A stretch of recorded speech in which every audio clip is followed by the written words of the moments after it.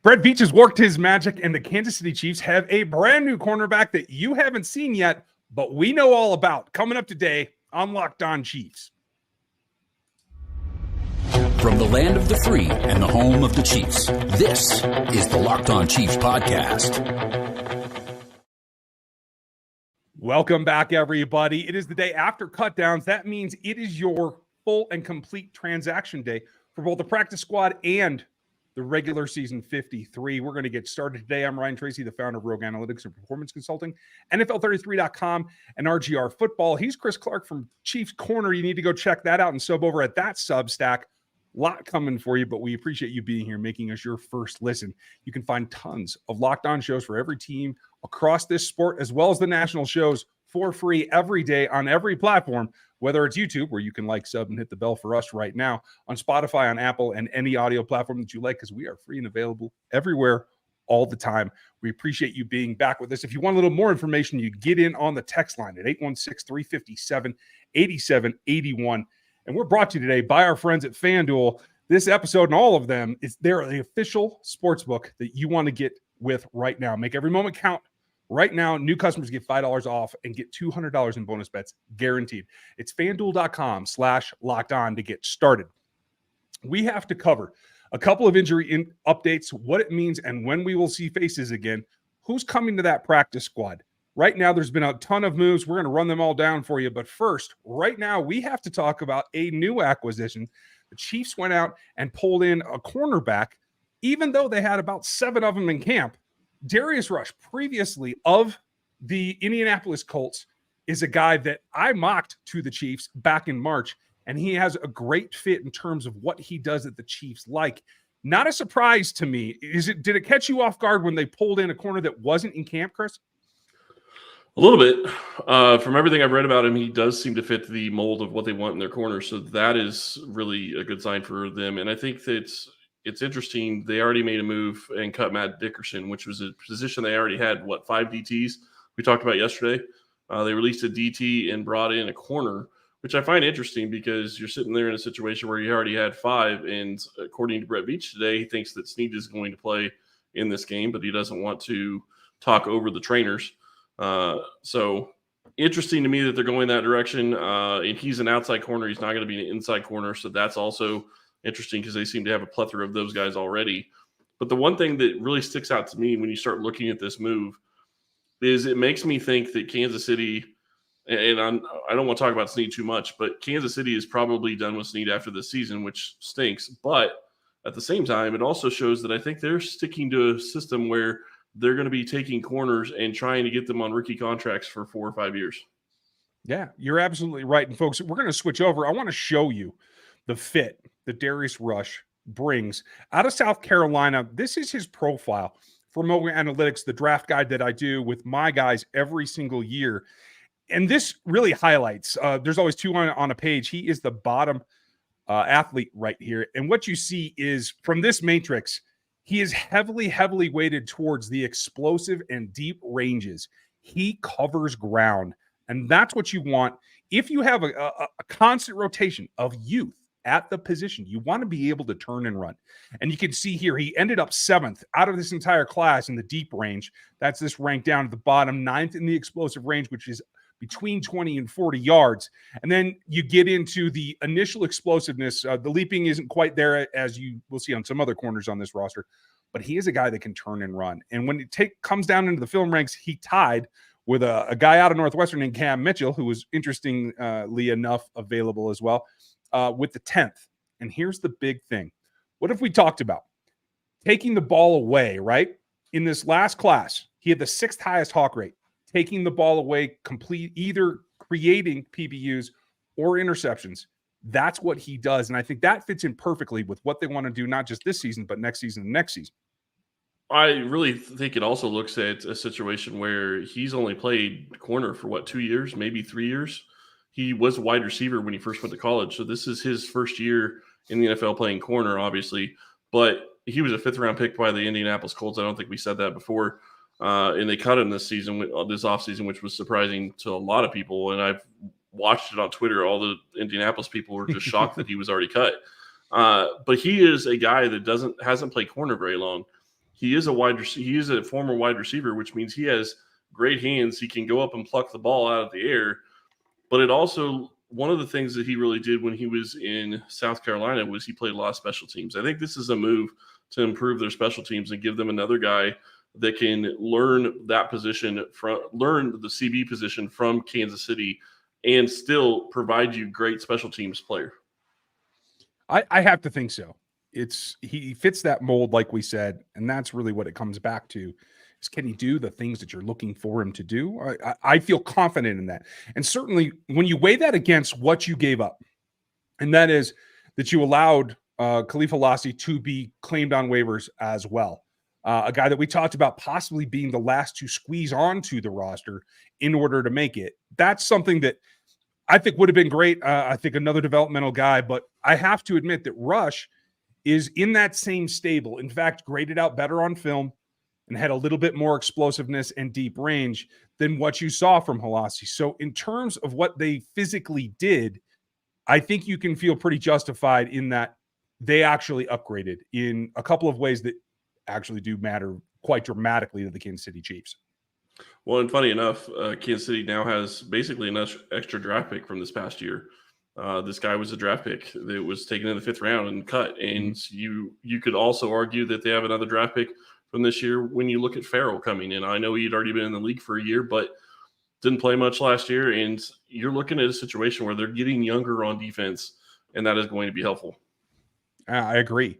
And I want to give you guys a quick look at my offseason eval when we went through the draft process, because here are his grades out of South Carolina: 16th in the matrix, 21st in ball production, 10th in what we saw on film. And this really sums it all up. Sizable, speedy, and athletic man corner. And that's the key. Man corner. He can learn to play zone, but he is a guy that can line up one-on-one with a guy and take him out. He has the turnaround capability to start on the outside in the NFL, showed his mirror and his change of direction. That's short area quickness. That's what we emphasize as sack at the Senior Bowl. And he was a standout at the Senior Bowl. That is a competitive measure that we know the Chiefs look at.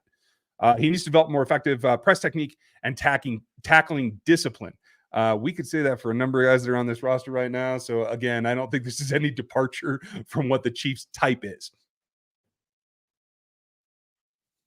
That said, we also have some other additions to the practice squad. We're going to get to those after a little bit of word from people that you probably know. You may not know that you know them, but we're going to tell you about them right now, because our friends at FanDuel, they are ready, and they hope you are ready for this incredible offer right now as football season gets ready to kick off. They are America's #1 sportsbook.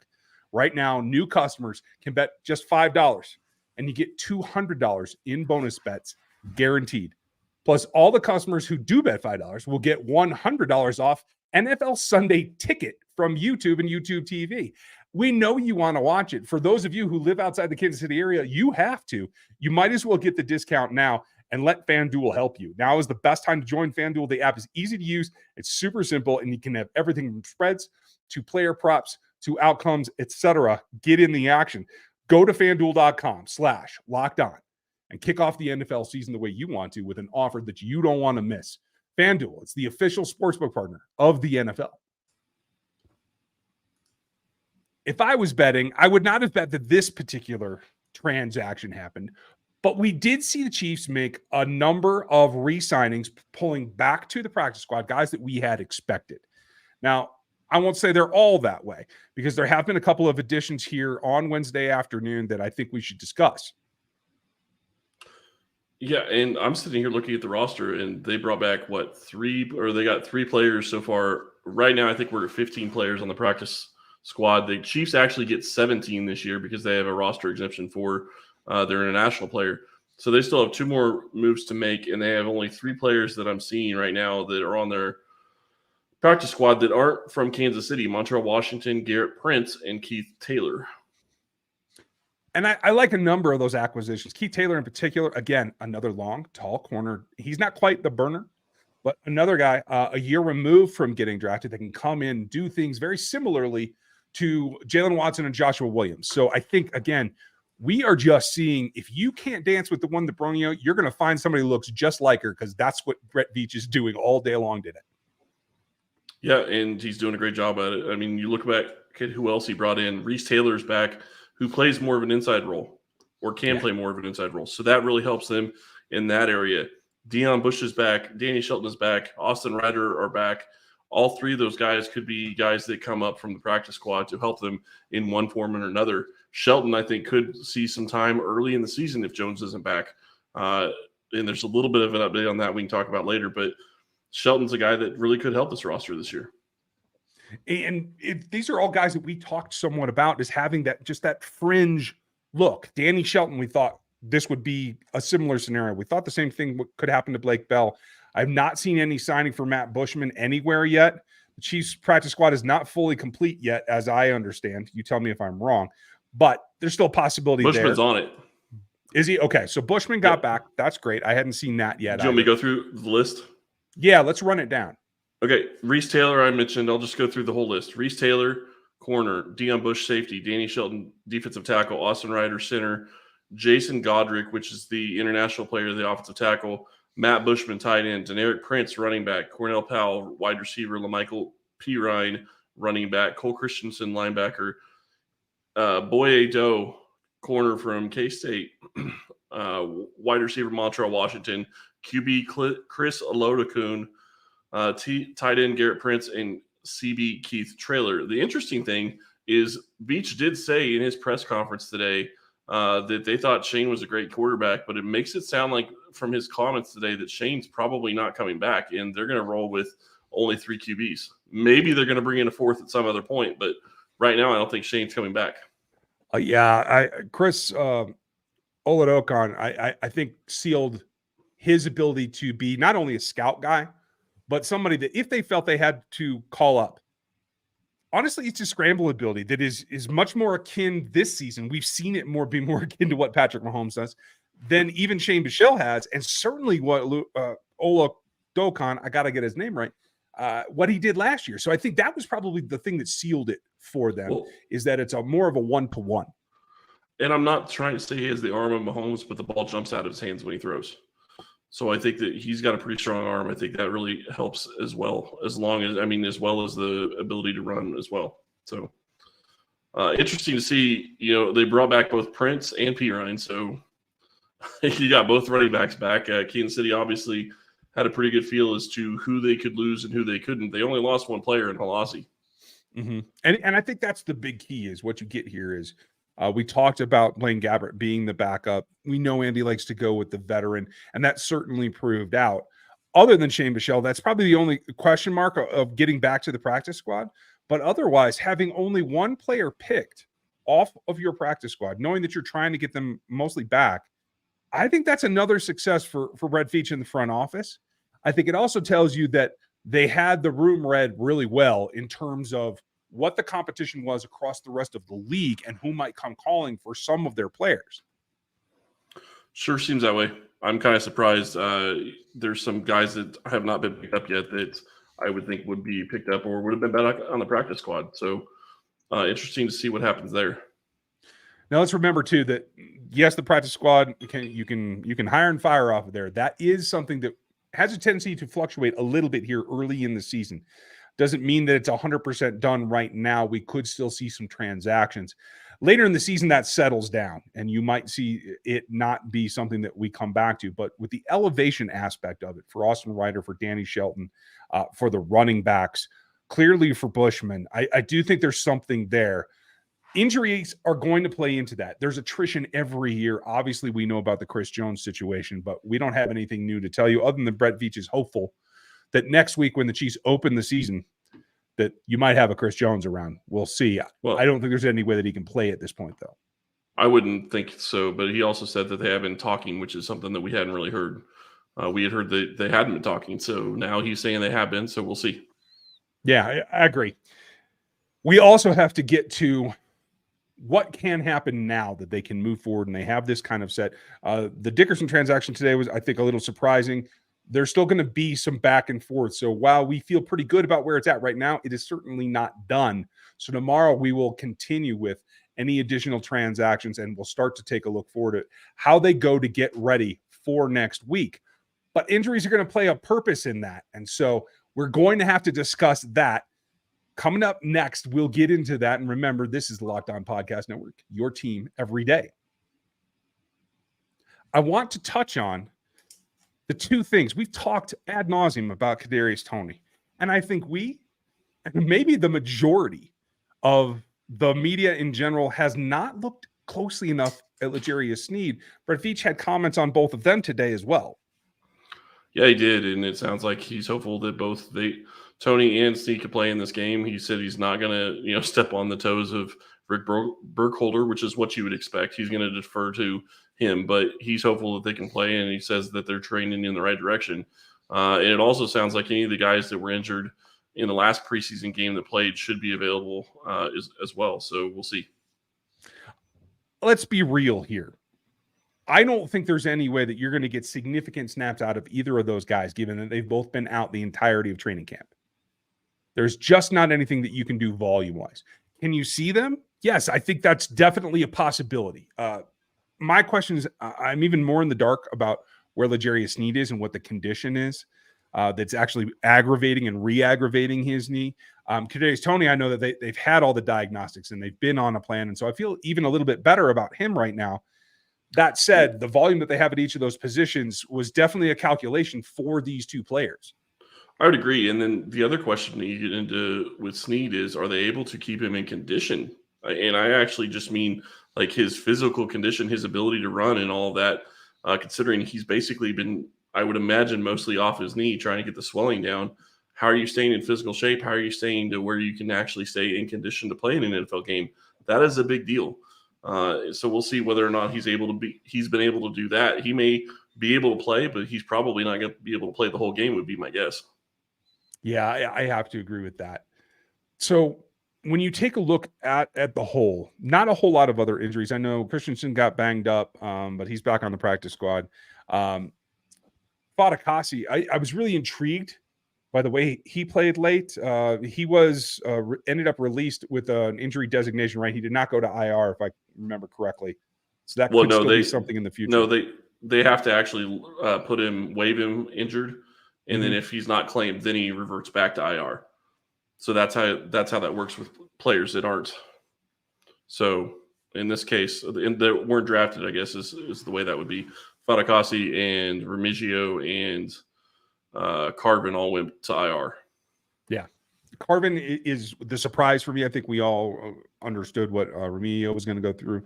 Fatukasi, I thought, showed himself pretty well. We talked yesterday about Cam Jones and why that actually is a pretty good fit because of the paradigm that he brings to the table. If you missed that show, we were live yesterday. Go check that out for our initial 53 and the reasoning behind it as we figure that out. But injuries are always a part of the attrition. And what we have to hope for now is that things can get cleaned up in the next few days, 8 days until this team is on the field playing a regular season night game. I, for one, am ready for that. But just where they sit now, when you take a look at the whole thing, practice squad players included, do you still have concerns about having enough viability at a given position? Yeah, I think you have to. I think you look at the defensive line and you have to have questions as to how it's going to work out. You look at the defensive tackles, you look at the defensive ends. I really like Karlaftis. I like what he was able to do last year. And I like, Coburn, but he's not ready to be a primetime guy right now. Farrell is coming into a new team that he's going to have to learn the system. And yeah, DTs can probably step in and play and understand things pretty quickly, but there is still a little bit of acclimation to that. And then you're in a situation where you have, Mike Dana as your other starter. And while he is good enough to help at times, he's not really starting material defensive end, at least from what we've seen from him so far in his career. So then you're in a situation where, the best and most experienced offensive or defensive lineman you have is Derek Nottie. Or no, I guess not maybe best, but most experienced defensive lineman you have is Derek Nottie. Certainly. So well, it looks to me like this is, and no offense to Mike Dan, I think they might need him to play outside. So this to me looks like the best scenario for Malik Herring to get a start. And possibly. I believe in Coburn. I wouldn't have a problem with them putting him out there other than the play volume. Yeah, I'm not saying that he's not going to play at all. I'm just saying I don't think he's ready to be a starter. I don't think he's ready to be productive from day one. I think he could be a player that could help in situational, but Kansas City doesn't have luxury right now. And, Turk Warden, it does sound like they're expecting him to be able to play and be able to go. That's a big update. That could be really helpful.